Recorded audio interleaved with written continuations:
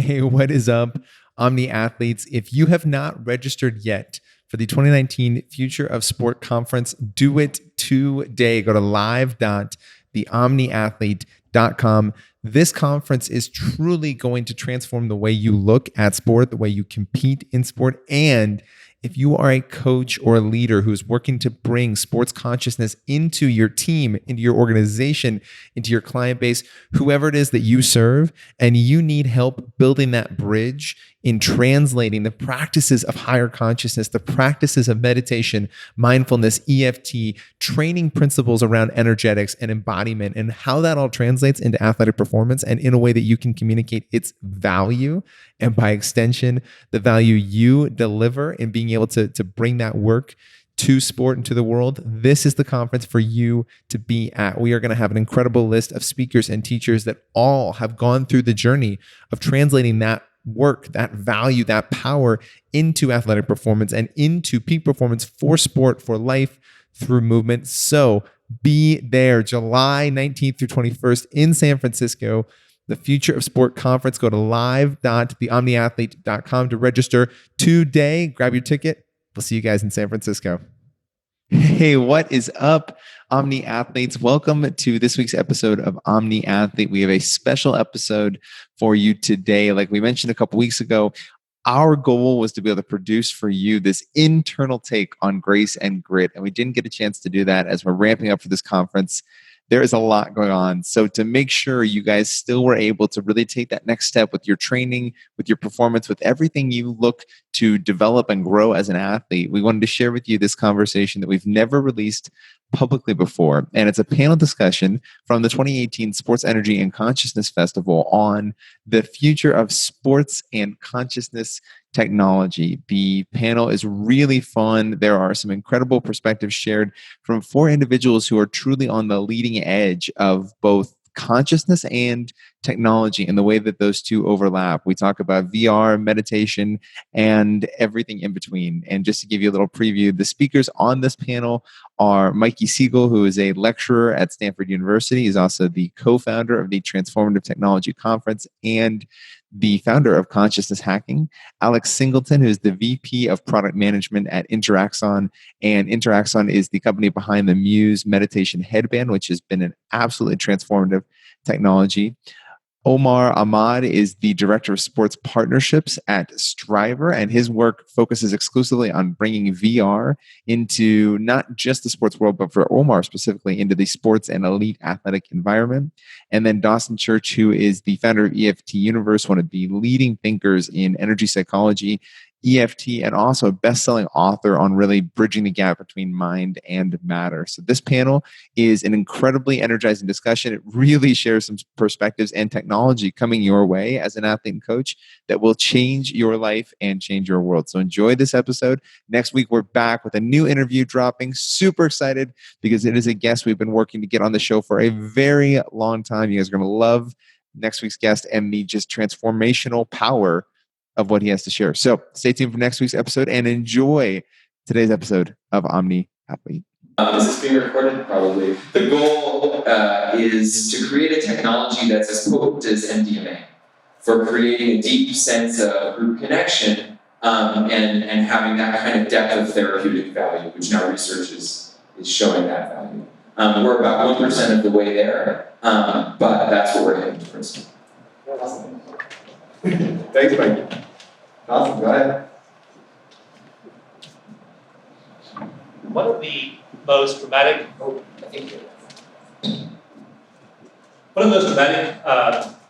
blues meditation was given in 2000, 2001, when Richard Davidson at the University of Medicine, Wisconsin, released the studies of monks who meditate and showed that their brains function in a really interesting way. The parts of the brain that have to do with happiness are all lit up. And the parts of the brain that have to do with my life, myself, my body, my worries, my preoccupations, were shut down. And these early researchers as well, there's one called Max Kay, who worked on radar for the British government during World War II, and after the war began to hook up meditators to EEGs and found distinctive patterns in their brain waves. And so the length of time that those meditators in the Richard Davidson studies have been meditating was 31 years. And they've been meditating for around 4 hours a day. And so I told people in my workshop earlier, I said, imagine how excited you'd be if I told you, if you come to a workshop with me and spend 31 years, 4 hours a day, you too can learn these exalted mental and emotional and spiritual states. You would probably be less than excited and don't want to sign up for that. So what we now though can do is, in the words of one research team, is we have a Cliff Notes version of what's going on in the brain. And in my new book, Mind to Matter, I talk a lot about what that Cliff Notes version looks like. I have graphs of EEGs from meditators. And we now know exactly what those typical brain states look like. Now, at Esalen, when we take people there, we have them sit down. Often they're failed meditators, they're not trained, they sit down there, and we know what the brain state of that Tibetan monk looks like. We put people out, we have them do a few simple things, but now we know what the target is we're aiming for. One friend of mine said, it's like if you were meeting a friend at 9 o'clock at Starbucks, it's be dark outside. If all the street lamps were out in the city, you had no GPS, and all the street signs had been removed. Trying to find your way there would be hard. If you know the directions, if you know where to aim for, it's like having all the street lights on and street signs all over the place and GPS, you can go straight there. We now know what that EEG looks like. So we sit people down, we have them do certain simple things for their bodies, their breath, and their posture. And on the first day at Esalen, they're there in 4 minutes. They're at the same place as those monks are. They're there in 4 minutes. By the second day, they're there in 90 seconds. By the third day, we're having them leave the meditation pool and wander around the campus and go through the lunch line and go get dressed, go talk to a friend, and they're still there while they're doing all this with their eyes open. So what technology is giving us now is a snapshot of what the brains of those people look like and a target to aim at. And so what I think is happening now, what I think will happen in the future more, is that now that we know what these targets are, we can train people in doing that. We train lots of people really quickly with this type of technology. It'll get smaller, it'll get more efficient, it'll get wearable, it'll get remote. Things like remote charging were just a pipe dream a few years ago. That now they're the reality. I was doing a Muse demonstration in my workshop today, and we saw how you could attain that state, as shown by the Muse, took about 30 seconds. Really, really, really quickly. So we're still able to go to those states. We know that it's powerful for our bodies to go to those states those monks were in. It's powerful for our minds. It's powerful for our happiness to go to those elevated emotional states, those elevated spiritual states. But we also now know what the target is we're aiming for. Technology tells us what it is. We now train people to go there quickly. Once they get there, also, we're finding all kinds of things happen in their bodies. Neurotransmitters change, hormones change, enzymes change, and they now know the formula in their bodies, and they know what it feels like. So now, when they've left Esalen, or Omega, or Kripalu, and they're now in their job, with their kids, with their team members, in their lives, with all the cues that distract them from that state, they know the target, and they can get there quickly without the tech. And so that's what I think is the huge benefit of this. That the technology trains us in what the target is, how to aim, and where to go. And then once we learn what that state is, we can acquire that state very quickly. The Navy SEALs have just built a huge facility in Norfolk, Virginia called the Mind Gym. And they call the state ecstasis. In my book, I call it the awakened mind state. And they're training SEALs to go there very quickly. The innovation team at Nike is using this, Reebok is using this, many companies are using this. And we can, with this Cliff Notes version, we can go there very quickly, make that on your set point, make it on daily, normal. In that state, productivity jumps dramatically, problem-solving ability jumps. All these human abilities, all this human potential is unlocked. So That's really where I say, see technology taking us. It will no longer take that person 31 years, 4 hours a day. We'll know where to go. We can spend most of our lives there, and most of our children's lives there. People around us will be there, and that will have a powerful effect on us as a society as well. So that's where I see the potential. Thanks, Tom. So the first place I want to start, and we will open it up to 2 questions very shortly. One question comes to mind for me, and I want to share it. I'm going to start with you. We're going to go to Omar, kind of move back on some when you finish. I have been a martial artist I've been training almost 20 years. I think I've meditated, or at least been told to do that. I meditated, thousands of times probably, right? I didn't take meditation seriously. Not only I didn't understand, but I also didn't have any fun and enjoyment doing it until I got amused. That's interesting because as an athlete, and I've been meditating the way I do now for the last 20 years, would I be a different athlete? Would I be a better athlete? Would I be, in a different place? So I'm curious, how do we use technology to, I guess for lack of a better word, gamify and change some of these, or encourage athletes to take that step of training the mind, of training the spirit, the emotions, in ways that don't necessarily occur to be fun intuitively until there's a piece of tech in front of us. I'll let you go ahead and start. Okay. So first of all, I hate the word gamification. It makes me think of a slot machine, because it's basically using the exact same behaviors in your brain. I think you're far from the first person to ever say that to me. I spend a lot of my time talking to our customers, talking to our users, and trying to convince people to give us a try. And a lot of people tend to not believe in anything that they can't.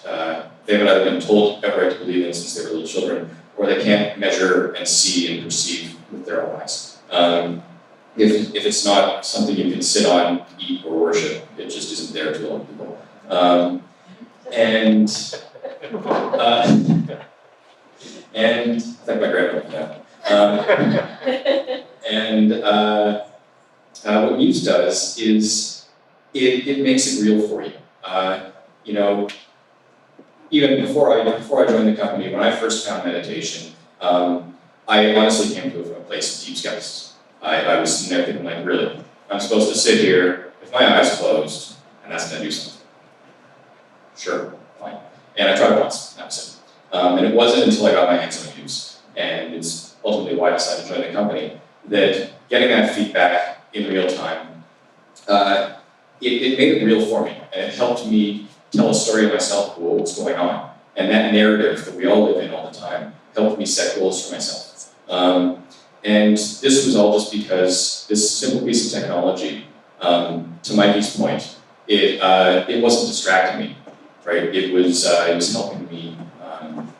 It was helping me learn how to focus. And then to Dawson's point, I find over and over again. I shouldn't say this as a product person, and I really shouldn't say it because I'm being recorded.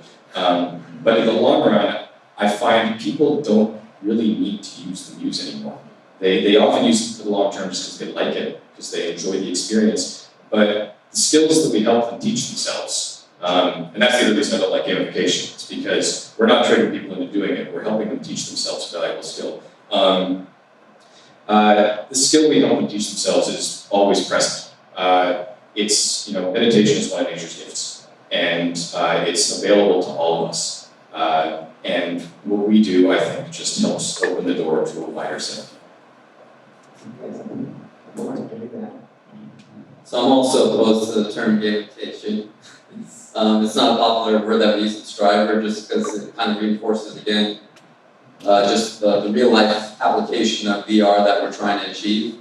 I'm going to switch it up a little bit from the meditation part to more of the visualization because it's a little bit more relevant to what we do at Striver. We've seen a lot of benefits from visualization with people using our VR applications. One that's been really documented was at Stanford University, where a place kicker by the name of Conrad Pina struggled in the spring game.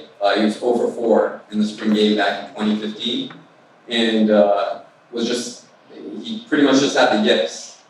We introduced him to VR, and he started watching himself make kicks in VR, about 20 clips a game, or 20 clips at a time, either the night before the game or on game day. And his last 2 years in college, he was a Lou Rosa finalist. He had the winning extra 45-yard field goal against Notre Dame as time expired.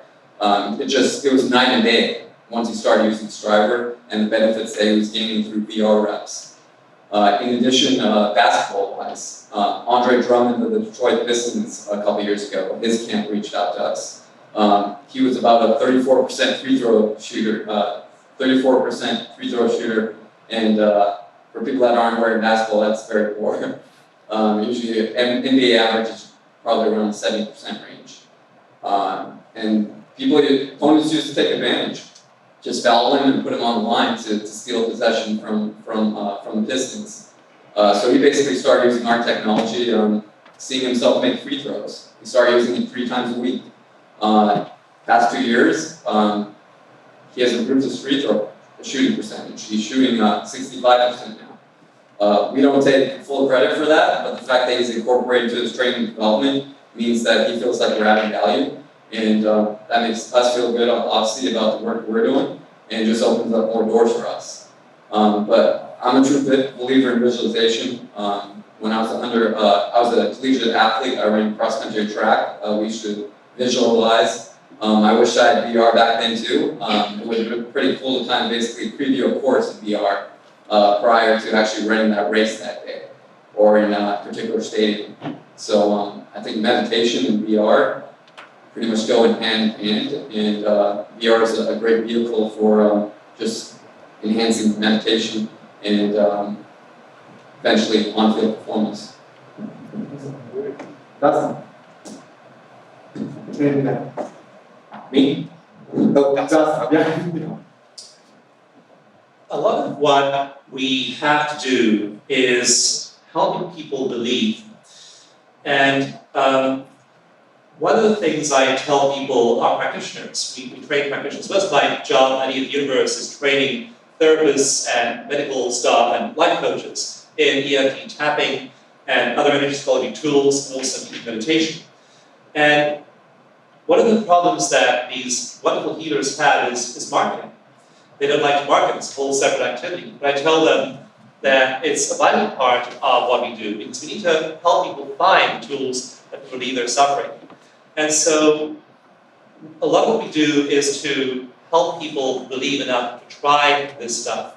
The Gene in Your Genes, my previous book on epigenetics, Gene in Your Genes is 500 studies. It's a lot of convincing stories. It's to get people to try it once themselves. It's to turn that one page in the back, write instructions for the energy routine and for EFT, and it's 500 pages to convince you to do that one thing.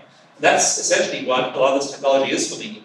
I use it, I show people what's happening, it convinces them it's real. I was doing a teleclass on Thursday evening for Shift Network, and we had a few hundred people on the line, and I just put up a simple heart coherence monitor behind me, and they saw I was in a normal state.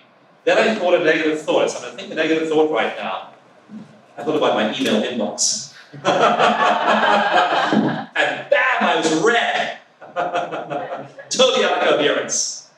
And then I thought about my wife. And boom, I was green, full way green. And it's just one thought. Now, if I was trying to tell Dale Carnegie, trying to tell people, as people in 1954, of the power of positive thinking at a much harder time, I could do it in 30 seconds with technology. And so that's the real value of this to me. It motivates people to make those changes, meditate, tap, to use these energy techniques, and then their brains start to change. Their brains start to change in function, and then as they use new neural pathways, neuroplasticity kicks in, their brains start to change in form as well as function. And so that's the real benefit to me of this, is it shows people this is real. This is not some nice idea I'm trying to convince you of. It's a scientific fact that your consciousness is shifting your body not just a little bit, but massively. In a study we published soon in a peer-reviewed journal, we took people at Esalen, And we had them hooked up to heart demand machines, to EEGs. We measured their cortisol, we measured their immune function. In 1 week of these practices, their baseline level of cortisol dropped by 37%. Their main stress hormone, their baseline cortisol, dropped 37% in 1 week of practicing this day in, day out. Their level of immunoglobulins, their main immune marker, rose by 113% in 1 week. Massive physiological shifts. Their brain function, their brain coherence changed, their heart coherence changed. Their blood pressure dropped by an average of 6 points. All kinds of beneficial shifts. So that's what technology does. It helps us show that consciousness is producing tangible effects on the material world, starting with our bodies, extending out of our bodies as well, and then it inspires people then to practice these things in their lives. Excellent. Awesome, thank you. Yeah, I agree. In terms of the present, and when I think into the future, I would be totally fine if meditation became completely obsolete. And what I mean is that I meditate every day. It's an important part of my life. But meditation, the way that we think about it, it's a human invention. It's a technology, it's a particular set of instructions, it's a thing that we do. It's a means to an end, right? And the end is ultimately a space of human experience. It's us remembering more deeply and living from a more fundamental nature, a deeper way of being.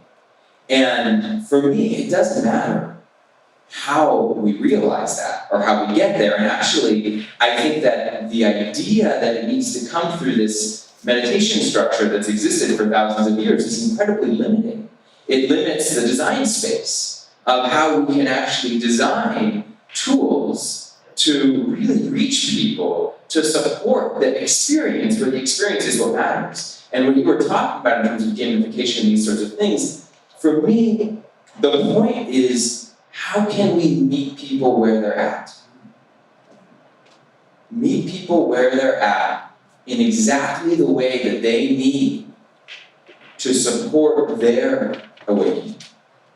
And that's the Buddhist notion of skillful means. Skillful means is saying the right thing or having the exact right intervention to maximally support the spiritual awakening of that person.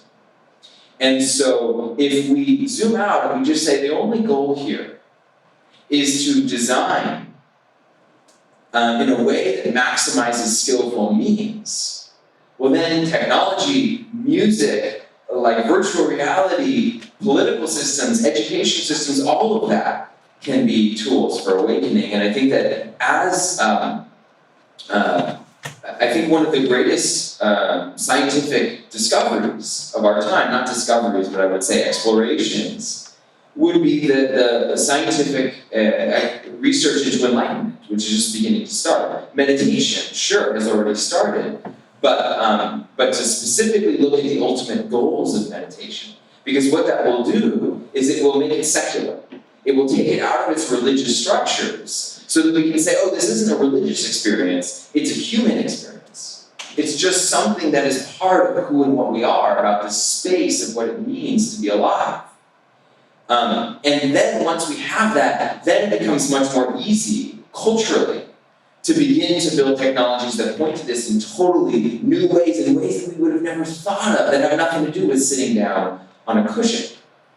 And for me, opening up that design space and creating universally accessible tools for transformation is actually one of the unique things that technology can do. Because technology can be dynamic, it can change, it can use learning systems to sense where people are and adapt to them. It can use artificial intelligence and big data to assess huge amounts of information from lots of people in order to do what's optimal for a given individual at a given time.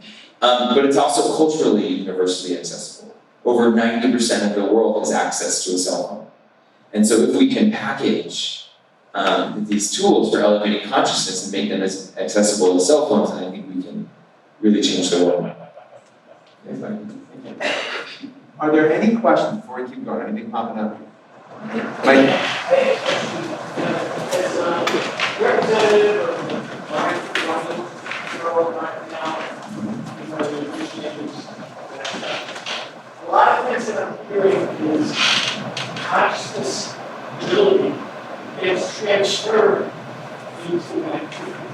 What we're trying to figure out and running with that is how can we measure what's actually going on with image and imagery and pictures we have in our mind, what if we're in motion, rather than getting into a certain state and then transferring it to that whole.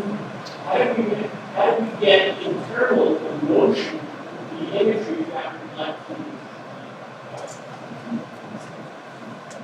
You mean like the imagery you see on EEG or neurofeedback or heart map display? I mean, say you want to get a picture of the wind is at your back when you're running. What technology can get that imagery in your mind so that instead of saying, like, get to paint my crayon, I have the wind at my back, but the idea, instead of being transferred, is actually in your brain when you're in motion. So, Because everything, what we're trying to do is everything is do this, get in that right state, then transfer the imagery. But what we're trying to figure out is not just transfer, but how can we get it inside of us when we're in motion? so let me add just a little color to that, Mike, 'cause I think this tees up a thought that was coming up for me too. Would each of you share, both answering or responding to my question, what's around the corner to make it put it, meet athletes better where they are, meet people better in the moment of competition? Josh, you want to start? Okay, so my best answer so far, not a full answer, not a eventual answer in mind. Best answer so far. I'm going to do a book probably in 2020 called Set Points, on Set Points. Because what I found is that people have set points of happiness, and set points of pain. So it's a high pain threshold or low pain threshold. So there's a high threshold for this other next thing. But it turns out a lot of those thresholds are actually hormonal. We have a level of happiness, we have a level of anandamide as your bliss molecule, I talked about it a lot in Mind to Matter, and it docks with the same receptor sites in our synapses as THC, which is the active ingredient in marijuana. So you make lots of anandamide in certain states.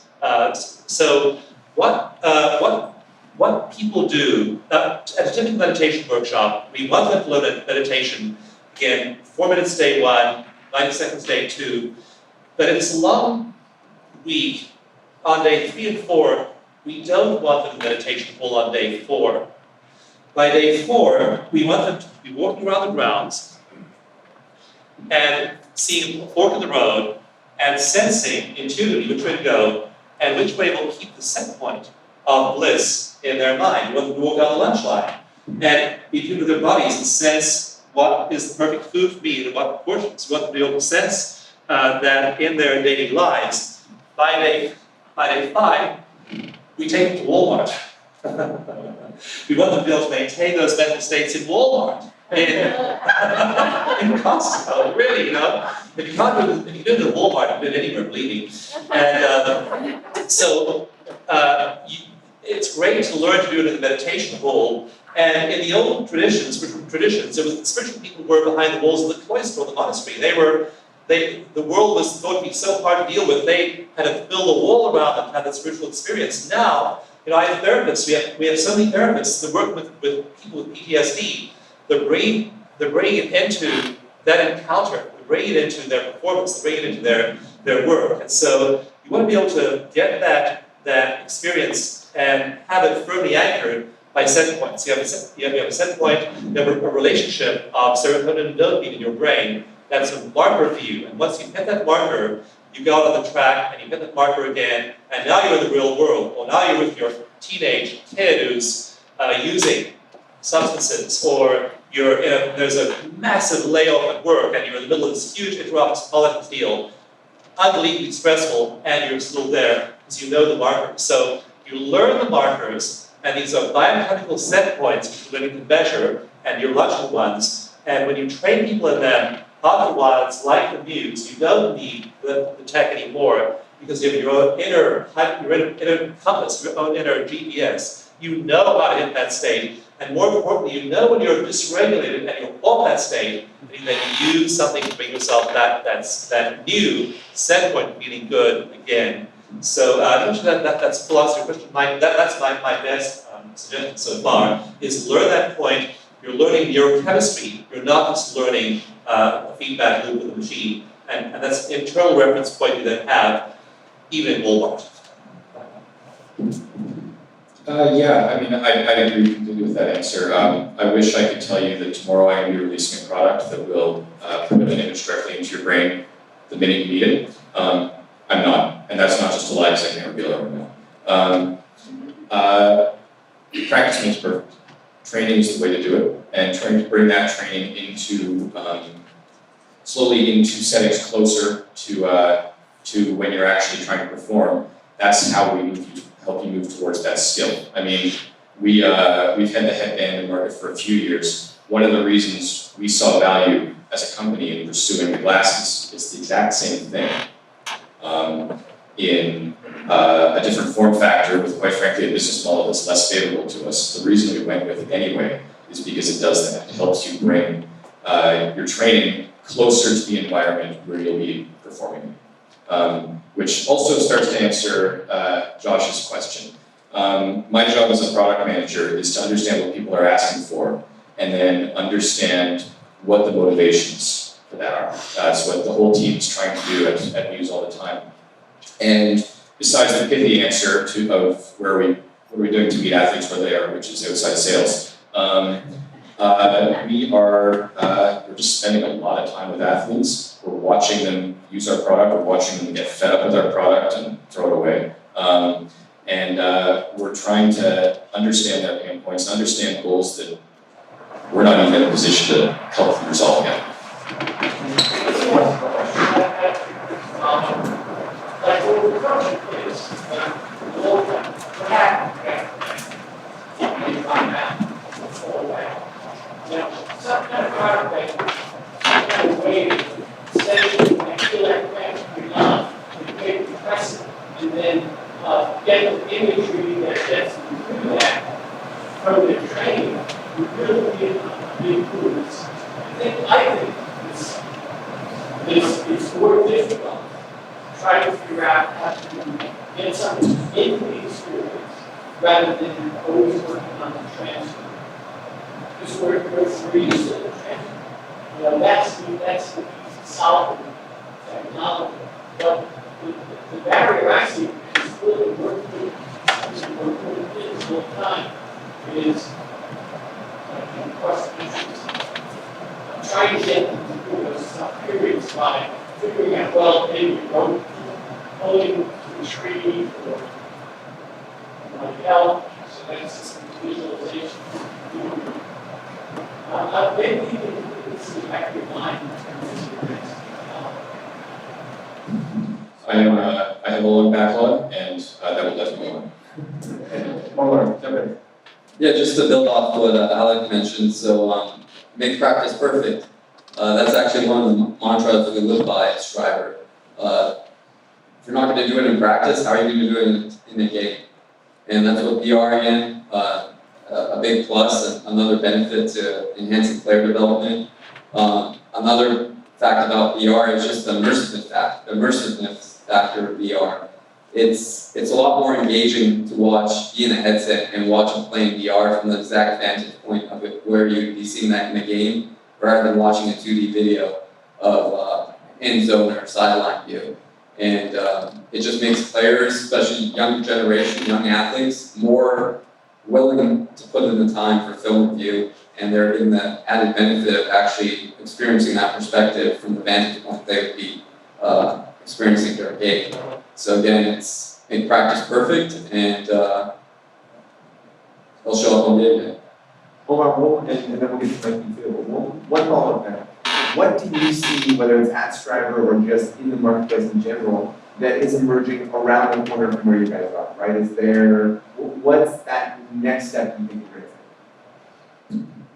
So one of our challenges the past 3 years now, pretty much since we started, is distribution of VR.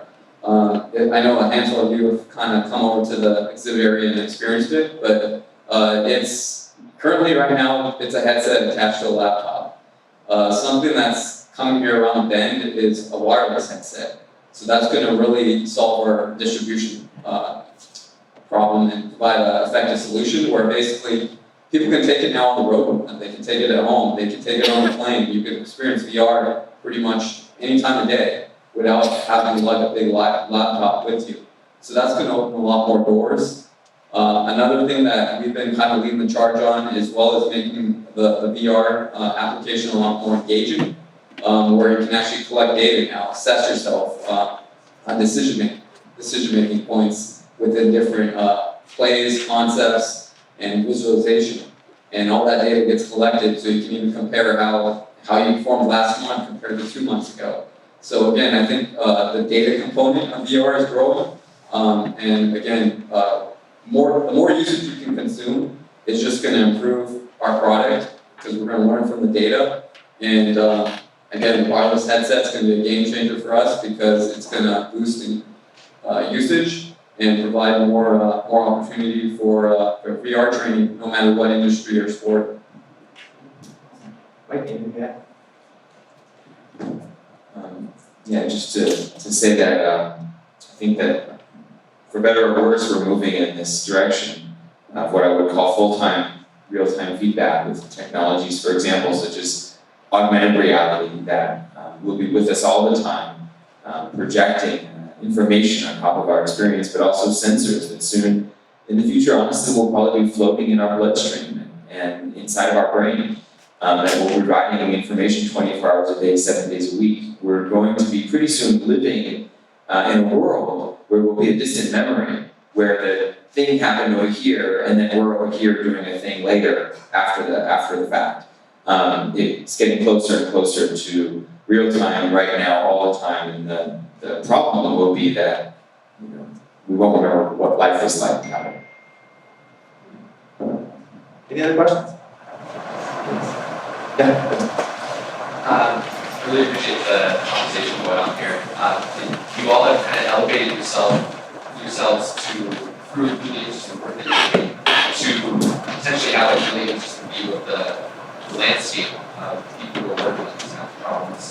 I'm curious, outside of your own particular field or project, who you are looking at right now, feeling inspired by your work, some creation might provide. One of the reasons I came here today was just I wanted to meet Mikey. So.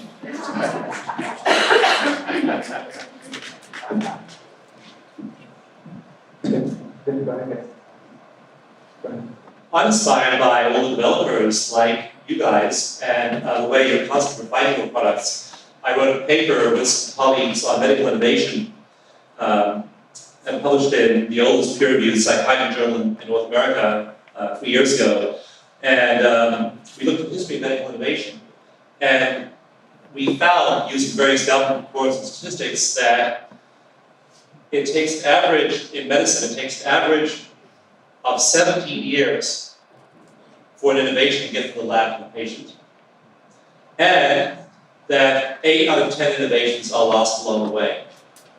Only 2 out of 10 innovations is eventually makes it to the patient. So imagine if I gave you a cell phone and said, Barry, here's a cell phone for you. It's all yours, free gift for you. It's 17 years old, and it's 80% disabled. How excited would you be? Yet that's what you accept when you step in the door of a hospital. Really, we accept this in our bodies. We've never tolerated with our smartphones. So there is such a bias against innovation in medicine. It's really, really slow. So I love the fact that we're now doing end runs around a lot of these biases with technology. And I think that technology is able to help us understand the impact of these practices on our bodies. It's getting better. So I like things like self-charging devices, that don't need to be plugged in and have long battery lives. I love ones that are wearable. I think they're becoming more and more wearables, becoming more and more likely. I think that even things like pill caps and monitors that are inside our bloodstream are, I mean, pill caps have been around for more than 10 years. I think that as we miniaturize and virtualize and improve the power that these things run on, I think that there are huge possibilities. So I look at companies doing that, and I really admire them. I look to see how we can incorporate those into the quest for helping people not suffer. Sages and shamans have been trying to help people not suffer for millennia. That's our central quest here: is what can I do right now that will help me suffer less? What can I do that will help the person next to me suffer less? People are suffering. What can I do for them in this world? That's the fundamental question that we will have. Technology is a means in the end, and the better it becomes, the more we can help people, I believe. One thing I'm pretty excited about is a technology called Leaf. I really appreciate Rohan, who created it. It's really coming from a special, deep, heartfelt place. And this is a technology that's moving towards what you're talking about back there, where you wear it on your body all the time.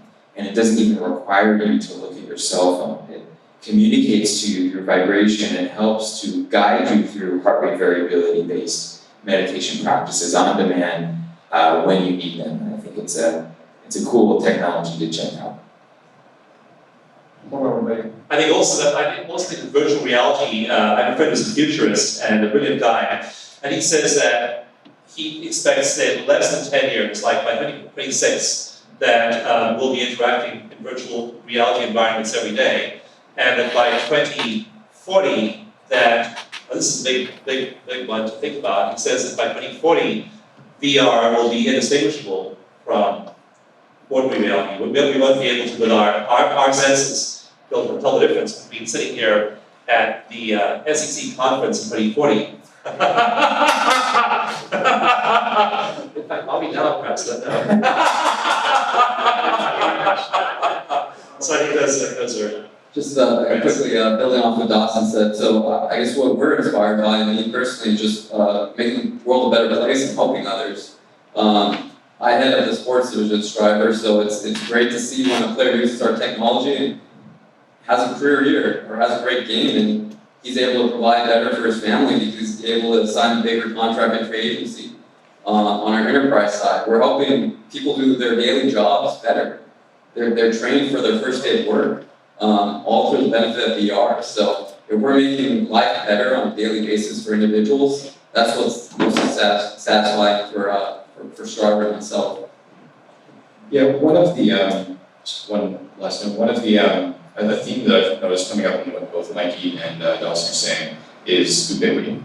Ubiquity is coming, and anyone who's helping us move towards ubiquity with the goal being human progress and the advancement of human potential, those are people I'm interested in and I want to spend my quality time with.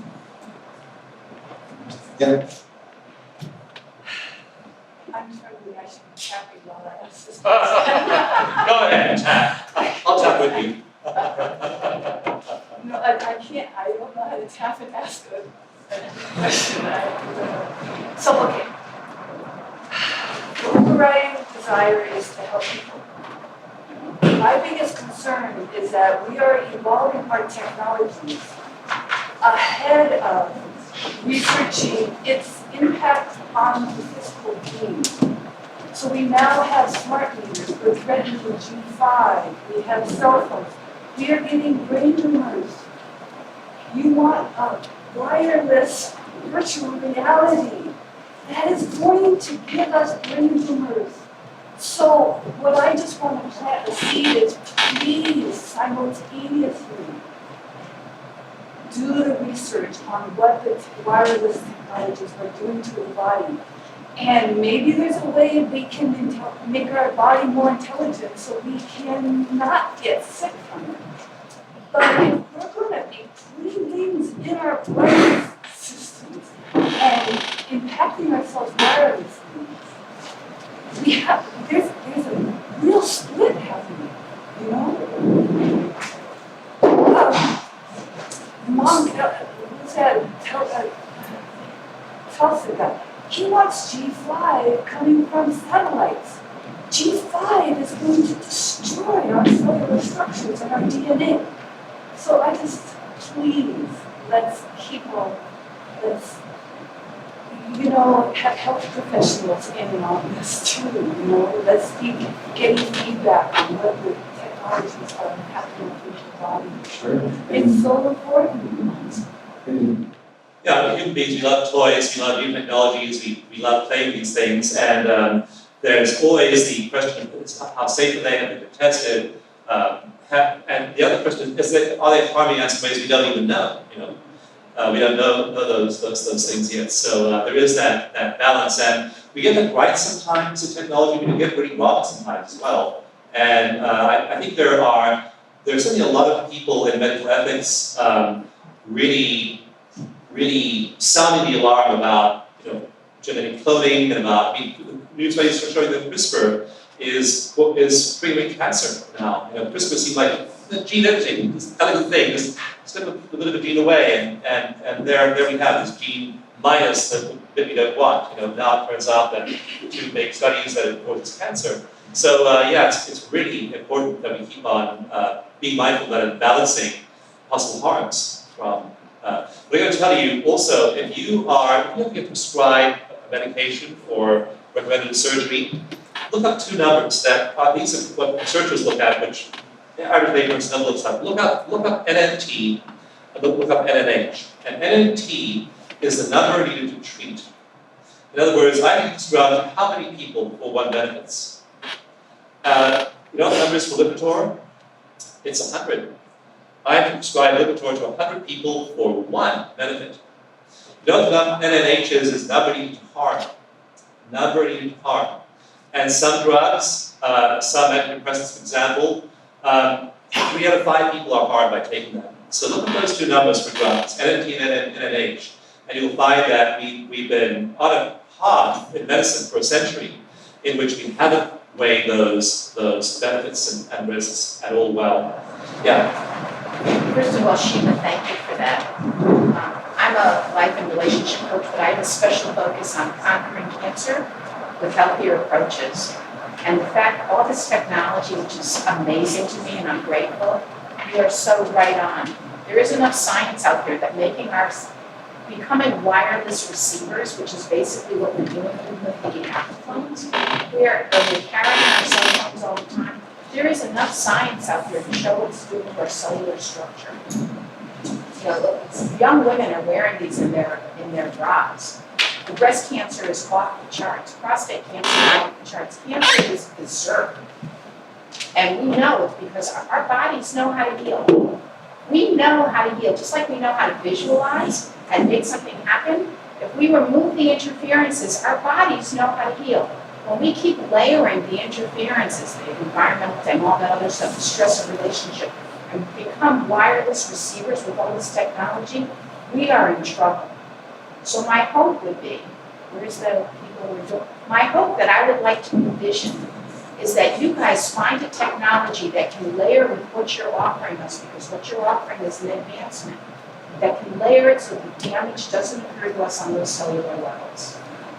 That's what I would ask you all to, if I have the right to do that, because I think you're all caring people, to put that on your agendas as a major issue.